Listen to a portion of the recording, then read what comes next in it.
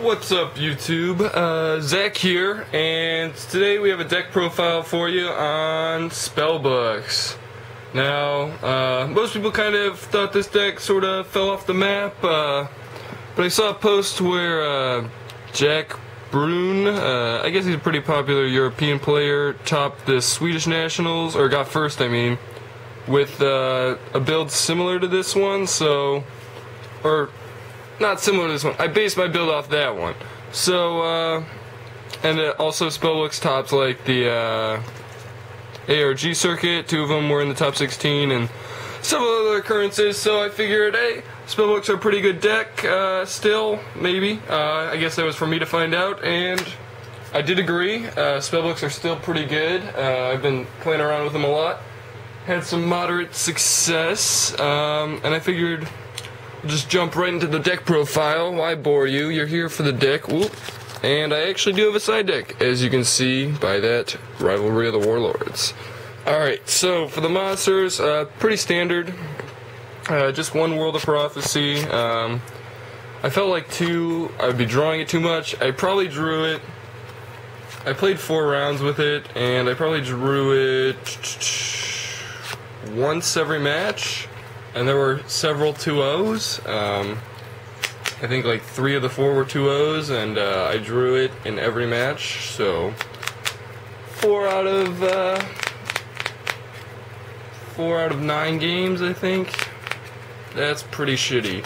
But you'll see that there's actually some synergy with the trap cards that make it not as shitty. Then we got Double Priestess. I only summoned her by her effect. I think like twice, but still pretty good. Gets the job done, and is still good discard fodder. And then we've got the standard triple Spellbook Magician. Yeah, search out your Spellbooks. And then triple Temperance, because this is the World build, not the Justice build, obviously. So, Triple Temperance to get to your world. I actually resolved this several times, which made me incredibly happy, because resolving this for world to get your 2 spellbooks back or nuke the field is essentially a blowout.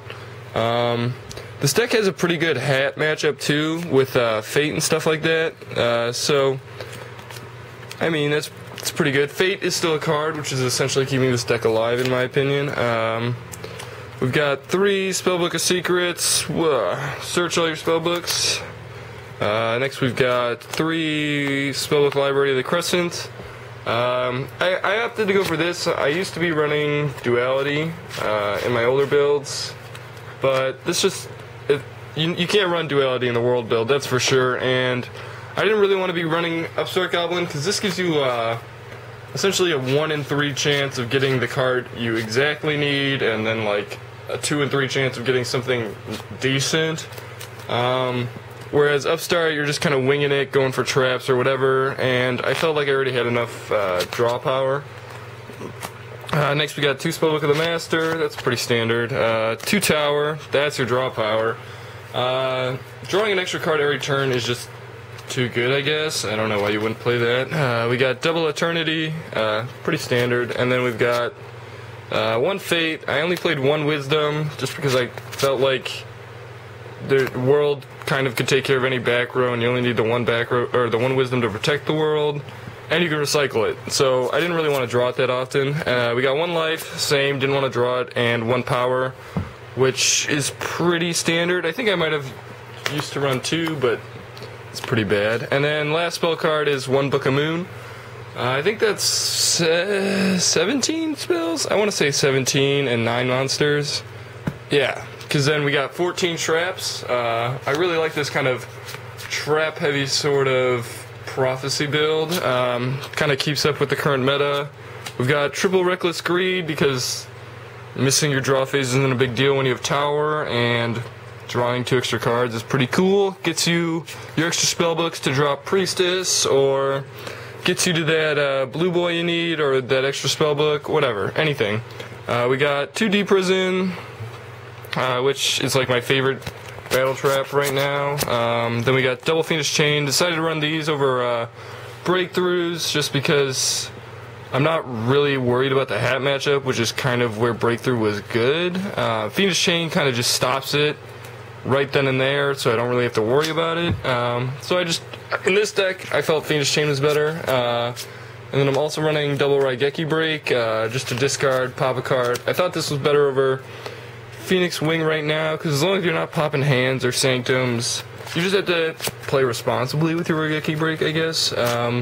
Then we got one Divine Wrath, kind of just to shut down the hat matchup, and it's actually a really good card right now if you, because there's so many cards you don't want in your hand, like these three, your big three, your Priestesses, your World, and then like your Crescents. So you got like 6 cards that you can easily discard for Divine Wrath. And then there's like other stuff, like if you have an extra tower in your hand or Master, stuff like that you just don't need. You have plenty of discard fodder for it. And then lastly, we got the four standard traps. I guess I just decided to run all of them. It's easier that way. But that's it for the main deck. 40 cards. I would not run more in Spellbooks just because you want to get to your stuff as quickly as possible. The extra deck I didn't really use. I only went into like 2 things in it, and they were Shining Elf and Herald of Pure Light. But you can run other things like Daigusto Phoenix for some big pushes, Downward Magician to overlay on top of like your Shining Elf or whatever in the main phase 2. I mean, I also had like Ghost Trick Succubus, or So Cute Boss, Gachi Gachi. Didn't really go into it though. Leviair, Zenmaines, Gaia. Like this should obviously be a Dracossack or Big Eye, but I'm not really in the mood to get those right now. And then I ran some Synchros, just for the fuck of it, because I was siding Valor, but I didn't make any of them. Not really a big deal though. For the side deck, I guess I can show you. This is what I just was running at the currently. Double Maxi Valor. D-Fissure, double Nobleman, just for Yugioh, I guess. Sided this in against hats, and it helped remove from play a fire hand and let me win, I guess. Triple MST, Soul Drain's pretty good. Wiretaps, I really like these right now.